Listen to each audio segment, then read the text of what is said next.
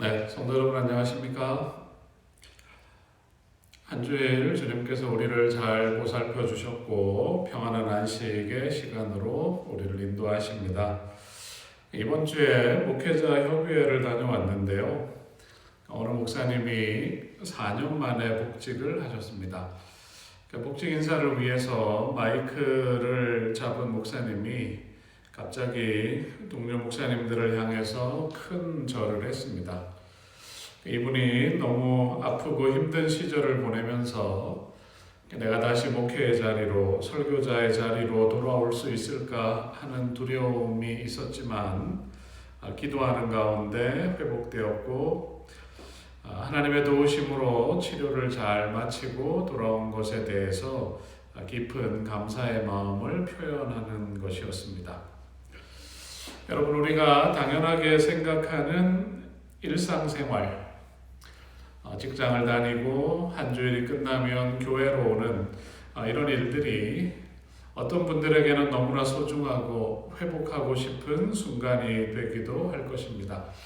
한 주일을 무탈하게 별일 없이 잘 보낼 수 있었던 것, 평범하고 당연하게 생각할 수도 있지만 이것은 우리를 향한 하나님의 특별한 보호하심과 은혜였음을 고백하고 하나님께 마음에서 우러나오는 감사의 예배를 드리는 안식일이 되길 바라겠습니다. 다 같이 묵상 기도하시고 안식일 환영 예배 드리겠습니다.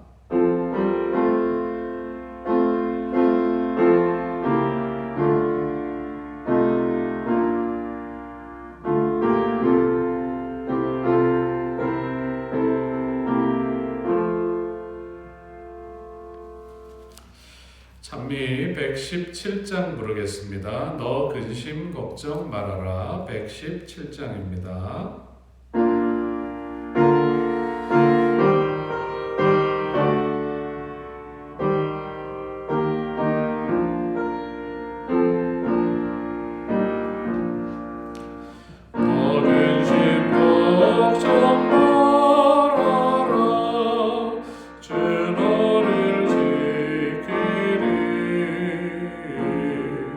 주 날개 밑에 거하라.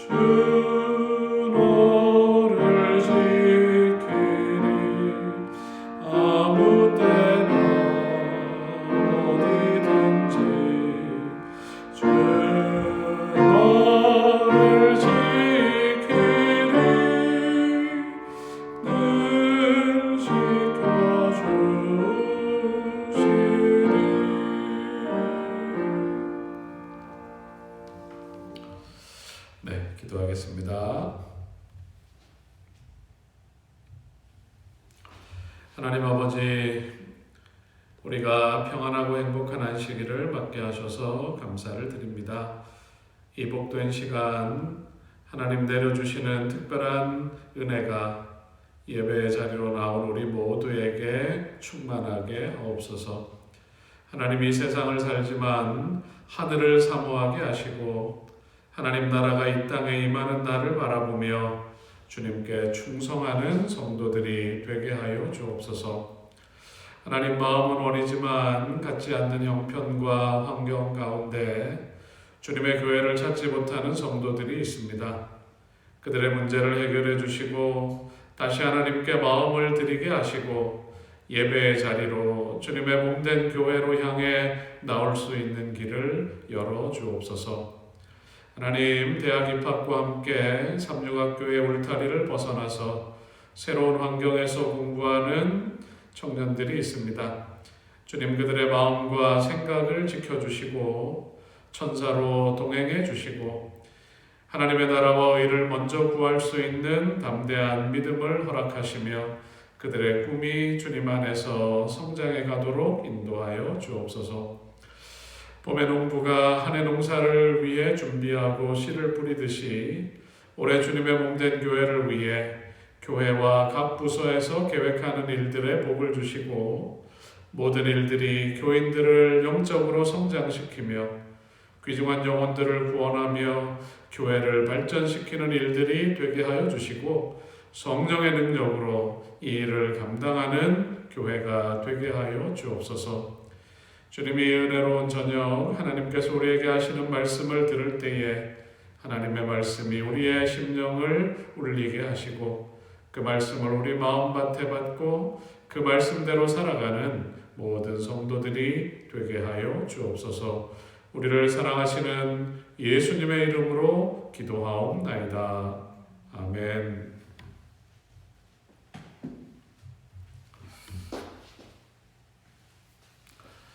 네, 오늘은 출애굽기 20장 17절을 읽도록 하겠습니다. 내 이웃의 집을 탐내지 말라. 내 이웃의 아내나 그의 남종이나 그의 여종이나 그의 소나 그의 나귀나 무릇 내 이웃의 소유를 탐내지 말라. 디모데전서 6장 6절로 10절을 좀 보겠습니다. 디모데전서 6장 6절로 10절입니다. 그러나 자족하는 마음이 있으면 경건이 큰 이익이 되느니라. 우리가 세상에 아무것도 가지고 온 것이 없음에 또한 아무것도 가지고 가지 못하리니 우리가 먹을 것과 입을 것이 있은즉 족한 줄로 알 것이니라.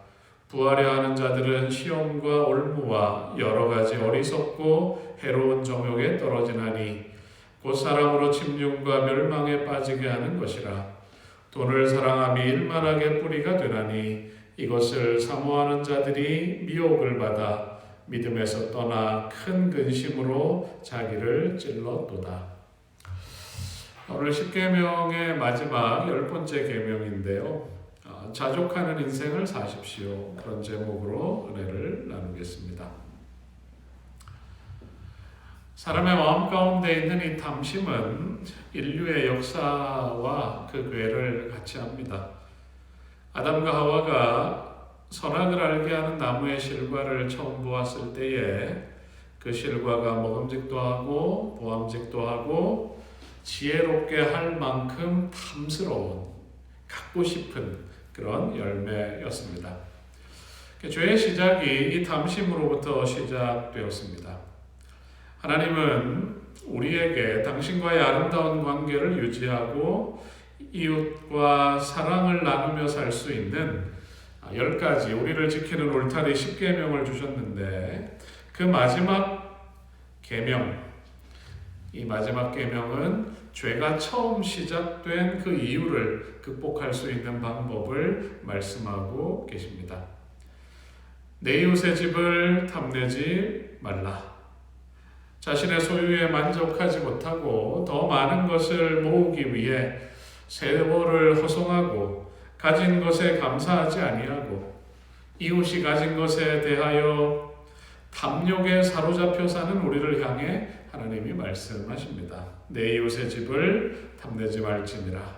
내 이웃의 아내나 그의 남종이나 그의 여종이나 그의 소나 그의 나귀나 물은 내 이웃의 소유를 탐내지 말지니라. 하나님께서 이 계명을 통하여 우리에게 전하고자 하시는 뜻을 좀 살펴보도록 하겠습니다. 중동 지방에 전해 내려오는 한 가지 이야기가 있는데, 페르시아의 왕비가 아무리 좋은 옷을 입어도, 아무리 아름다운 보석을 가져도 자기의 마음 가운데서 솟아오르는 이 욕망을 자제할 수가 없어서, 이 욕심을 자제할 수가 없어서 괴로워했습니다. 그래서 지혜자를 불러서 물었어요. 무엇을 더 해야, 내가 무엇을 더 해야 이 더 갖고 싶은 탐심을 이길 수 있을까요? 현자는 말하기를, 왕비님께서 자기가 가진 것에 만족하면서 더 이상 아무것도 원하지 않고 감사하는 마음으로 살아가는 사람의 옷과 신발을 가져다가 하루 동안 그 옷과 신발을 입고 다니면 문제가 해결될 것입니다. 왕비가 그럴 것 같아가지고 신하들을 전국으로 보내서 지금 자기가 가진 것에 만족하는 사람을 찾기 시작했습니다. 여러분 어떠신가요? 여러분 지금 가지고 계신 것에 만족하십니까? 현재 여러분의 삶에 만족을 느끼며 살아가고 계십니까? 신하들이 그 넓은 페르시아 땅을 찾았지만 그런 사람을 찾을 수가 없었는데, 하루는 한 신하가 아주 급히 달려왔어요. 왕비여, 국경 근처의 산속 마을에서 드디어 그런 사람을 찾았습니다. 왕비가 너무 기뻤어요. 그래, 그러면 그 사람의 옷과 신발을 가져왔느냐? 왕비님, 한 가지 문제가 있습니다. 무슨 문제냐? 그 사람은 옷도 신발도 신고 있지 않았습니다. 그렇게 대답을 했다고 합니다. 여러분, 예수님은 이 문제에 대하여, 우리가 가지고 있는 탐심의 문제에 대하여 누가복음 12장 15절에서 이렇게 말씀하셨습니다. 그들에게 이르시되 삼가 모든 탐심을 물리치라. 사람의 생명이 그 소유에 넉넉한 데 있지 아니하니라 하시고, 사람의 생명이 그 소유에 넉넉함에 있지 않다. 탐심을 물리쳐라. 왜 우리가 탐심을 물리쳐야 하는지, 탐심이 무엇인지 좀 생각해 보겠습니다. 사도 바울은 골로새서 3장 5절에서 그러므로 땅에 있는 지체를 죽이라. 곧 음란과 부정과 사욕과 악한 정욕과 탐심이니 탐심은 우상숭배니라. 탐심이라는 것은 본질적으로 우상숭배다, 그렇게 이야기하고 있습니다. 여러분, 두 번째 계명이 생각나십니까? 위로 하늘에 있는 것이나 아래로 땅에 있는 것에 아무 형상이든지 만들지 말고 그것들을 섬기거나 절하지 말라. 무언가에 우리가 마음을 사로잡혀서 우리의 마음을 주님께 드리지 못하게 하는 것, 우리의 시선을 하나님께로 향하지 못하게 하는 것, 그 모든 것이 다 우상이라고 성경은 말합니다. 성경은 물질에 대한 욕심에 사로잡혀서 하나님의 뜻을 깨닫지 못하고 하나님께 온전히 집중하지 못할 때에 그 탐심이 우상숭배라고 이야기하고 있습니다. 이 10번째 계명, 오늘 우리가 살펴보고 있는 이 10번째 계명, 우리가 지금까지 9계명을 살펴봤는데 이 계명을, 9가지 계명을 잘 지킨다 해도 여전히 우리의 마음 가운데 탐심의 문제를 해결하지 못하면 이전에 내가 지키고 애썼던 것이 다 허물어지게 됩니다. 우리 마음 가운데 탐심의 문제가 여전히 자리 잡고 있으면 하나님만 섬기고 우상을 섬기지 않고 하나님을 향한 온전한 예배가 다 무너지게 돼요. 탐심이 많고 더 가지려고 하면 안식일을 온전히 지키지 못하게 될 것입니다. 탐심 때문에 부모와의 관계가 깨질 수도 있습니다. 탐심 때문에 도둑질하게 되고 남의 아내에 대한 탐심은 간음하게 되고, 탐심 때문에, 욕심 때문에 살인을 저지르고, 나의 이익 때문에 거짓 증거를 하기도 하는 것입니다.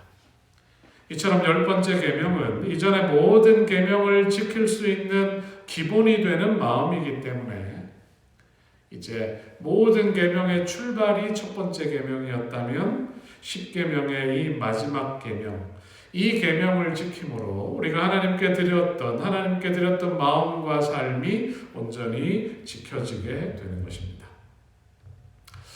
여러분, 우리 마음 가운데 본능적으로 있는 이 탐심을 해결할 수 있는 방법들을 성경은 우리에게 이야기하고 있습니다. 여러분, 빌립보서 4장 11절로 13절을 우리가 사랑합니다. 우리 같이 한번 읽어보도록 하겠습니다. 빌립보서 4장 11절로 13절입니다. 찾으셨으면 읽겠습니다. 내가 궁핍함으로 말하는 것이 아니니라. 어떠한 형편에든지 나는 자족하기를 배웠노니 나는 비천에 처할 줄도 알고 풍부에 처할 줄도 알아. 모든 일 곧 배부름과 배고픔과 풍부와 궁핍에도 처할 줄 아는 일체의 비결을 배웠노라. 내게 능력 주시는 자 안에서 내가 모든 것을 할 수 있느니라. 어떠한 형편에든지 나는 자족하기를 배웠노라. 사도 바울이 예수님을 만나기 전에는 만족이 없는 인생이었습니다.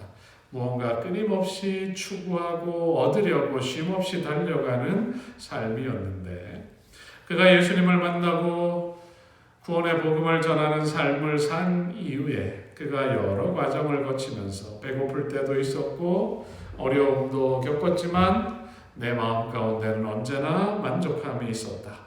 내가 만족하는 법을 배웠다고 이야기합니다. 여러분, 탐심의 반대말이 뭘까요? 탐심의 반대말은 바로 이 자족입니다. 내가 가진 것에 만족하는 마음, 더 갖고 싶은 마음을 내려놓는 것.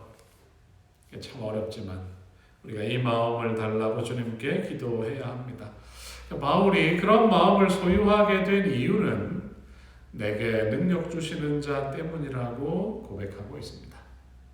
예수님이 주시는 부요함, 예수님이 주시는 풍성함, 예수님이 주시는 영원한 은혜를 생각할 때에 내가 이웃의 소유에 대하여, 재물에 대하여, 정욕에 대한 탐심을 내려놓을 수 있었다고 고백하고 있습니다. 그러면서 바울은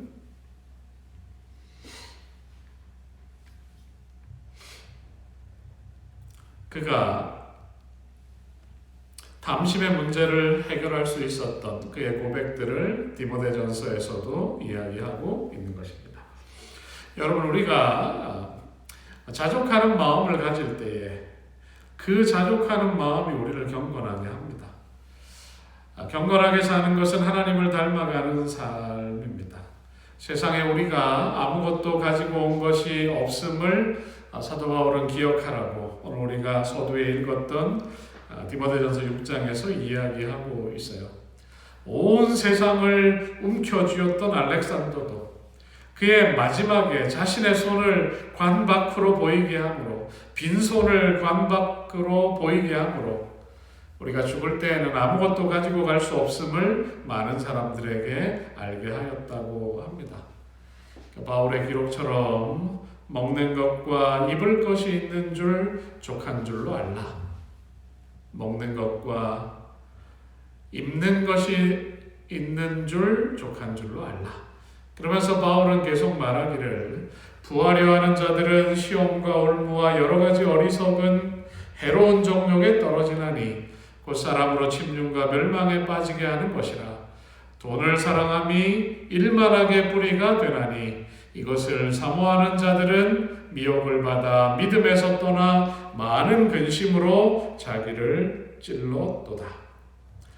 탐욕은 모든 죄의 뿌리가 되고 우리에게 시험과 올무가 되고 해로운 일이 되며 미움을 받고 근심 속에 평안 없이 살아가게 한다. 그것이 바울이 디모데에게 보낸 편지 속에 나와 있는 권면입니다. 여러분, 연말이 되면 크리스마스 캐롤이라는 그 동화 혹은 애니메이션을 여러분들이 보실 것입니다. 유대인 스크루지는 돈을 모으는 일이 그의 인생의 유일한 낙이었어요. 그가 크리스마스 전날 밤 꿈을 꿉니다. 천사와 함께 자기의 젊은 시절을 보는데 그 젊은 시절에는 그가 탐욕의 노예가 아니었습니다. 하지만 현재 상황을 보면 탐욕에 사로잡혀 그를 아무도 진정으로 사랑해주지 않는 것을 그가 보게 됩니다. 그리고 미래의 그의 죽음과 그의 묘를 보면서 사람들이 그의 인생에 대하여 그가 아무것도 남긴 것이 없다, 그렇게 말하는 말을 듣게 되고 외롭고 쓸쓸한 욕심장애의 최후를 그가 목격하게 되었습니다. 그 모든 것을 본 스크루지는 새로운 사람으로 거듭납니다. 작가는 우리에게 탐심을 내려놓고 자족하는 삶이, 나누는 삶이 얼마나 행복하고 아름다운지를 보여주고 있습니다. 탐심을 극복하는 첫 번째 방법은 우리가 하나님께 드리는 것을 습관화하는 것입니다. 예수님을 개인의 구주로 영접한 사람이 그가 정말 예수님 안에서 예수님 때문에 진정으로 거듭났다는 것을 보여주는 확실한 기준이 있다면 그것은 헌금 생활입니다. 우리가 가장 사랑하고 소중하게 생각하는 것이 돈인데 그 돈보다 하나님을 사랑하게 되면 모든 문제가 해결되는 것입니다.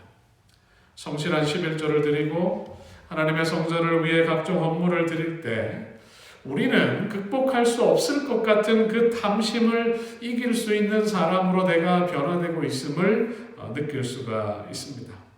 모든 만물의 주인이신 하나님은 11조와 헌물을 통해서 우리를 죄로 이끄는, 우리를 죄짓게 하는 이 탐심을 이기고 우리의 마음 가운데 평안과 은혜와 감사를 누리며 살도록 계획해 놓으신 것입니다.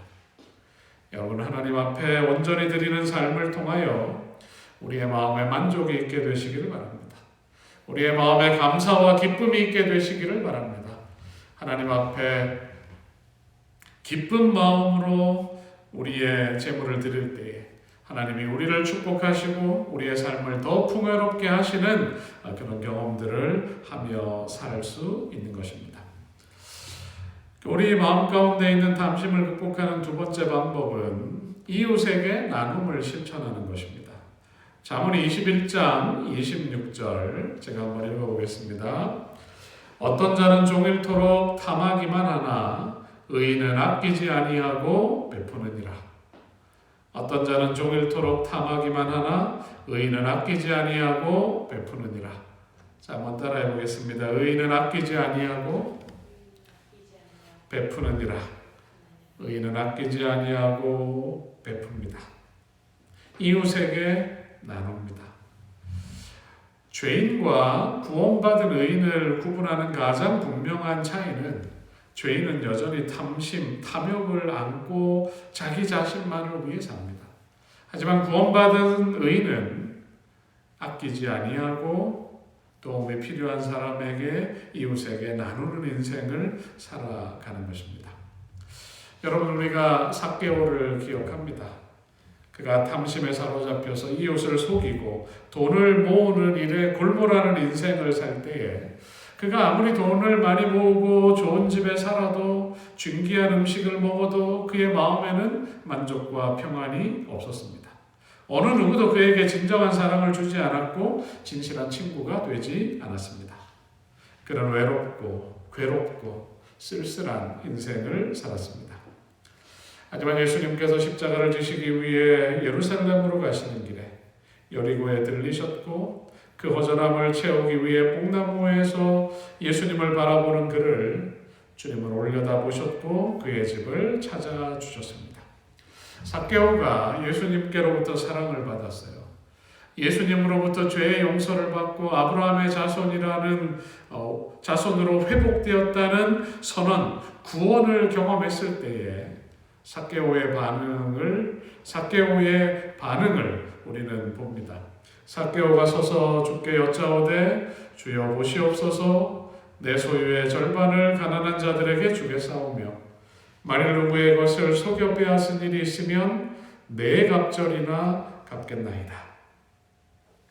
예수님, 제가 가진 소유를 가난한 이웃과 나누겠습니다. 저의 탐심 때문에 속인 일에 대해서는 4배 보상을 하겠습니다.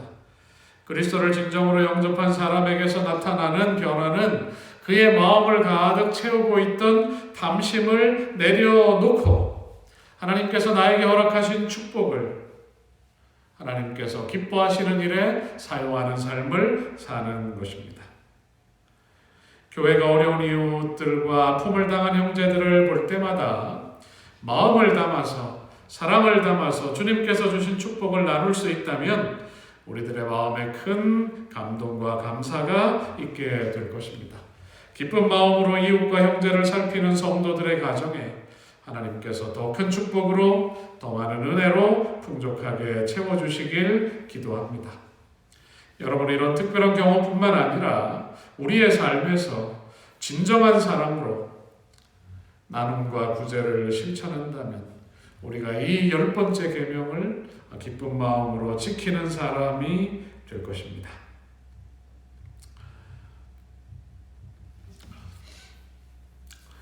무디 신학교의 학장이었던 조지 스윙턴 박사는 이런 말을 자주 했다고 합니다.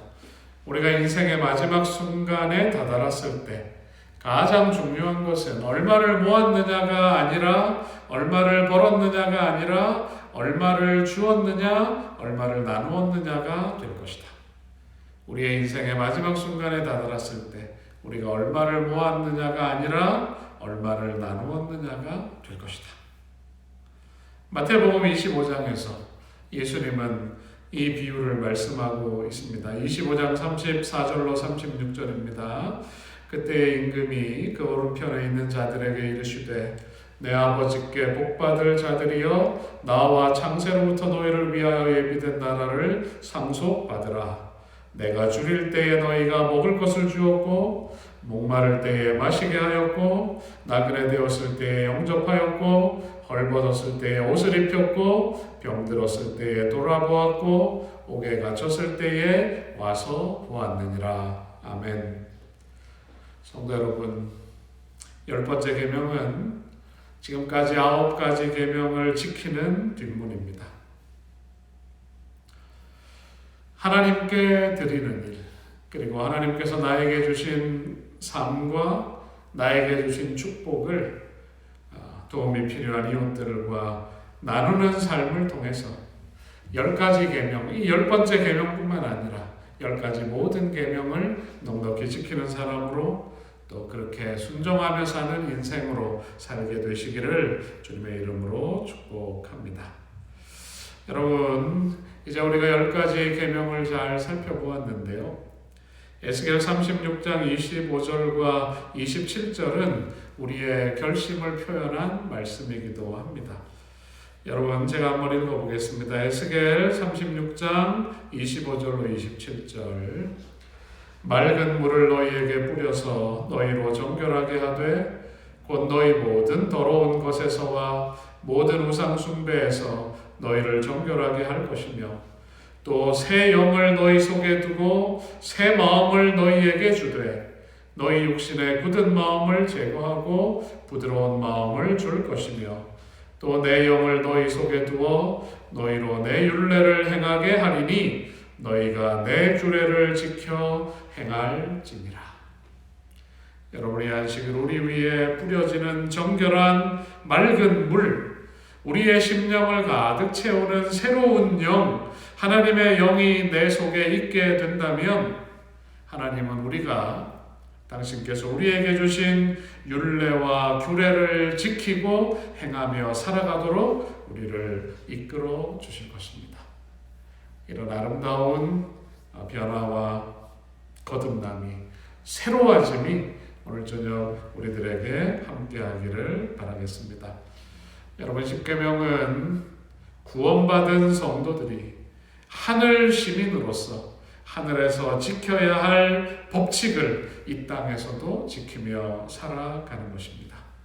여러분, 십계명의 내용과 십계명의 정신을 이해하고 그것을 기쁘게 순종함으로 아름다운 하나님의 자녀의 삶, 거룩한 성도의 삶을 살아가게 되시기를 주님의 이름으로 축복합니다. 함께 머리 숙여 기도하겠습니다. 아버지 하나님, 지난 석 달에 걸쳐서 출애굽기 20장에 기록된 십계명의 내용들을 살필 수 있는 기회를 허락하셨으니 감사합니다.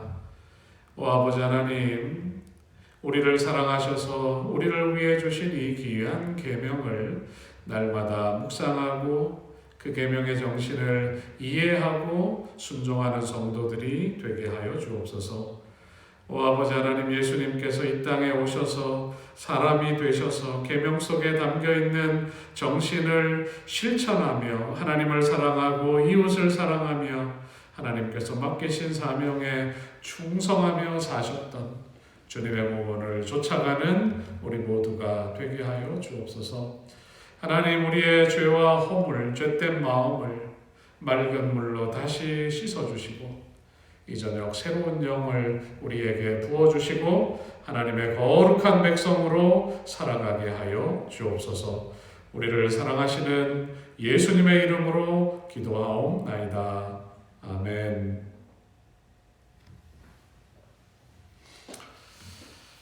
네, 감사합니다. 봄 기운이 완연한 기쁜 안식일입니다.